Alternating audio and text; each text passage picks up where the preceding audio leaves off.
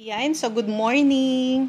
Ayan, babalik ulit kami sa hospital para sa 4th injection ni Kiana sa kanyang anti-rabies vaccine.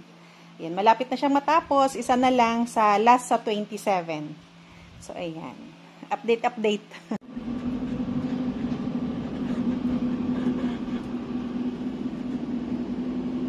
We're here sa hospital na. And inaayos namin yung bill. Babayaran namin yung injection before kami pupunta sa ER. Para itusok dito.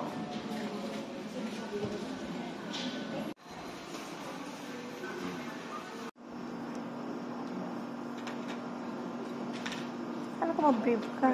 Hindi naman nag-cry nung nakaraan. Hindi, brave girl. Lang mayayin.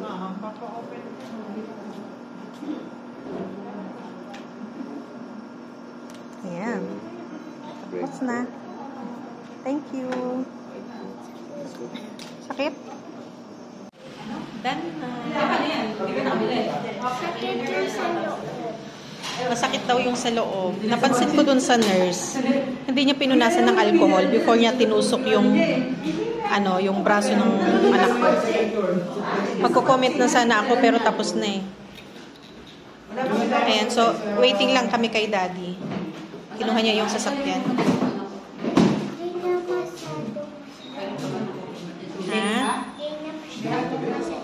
Hindi na masyadong masakit. Okay. Mawawala yan mamaya. Maliit lang naman, bibili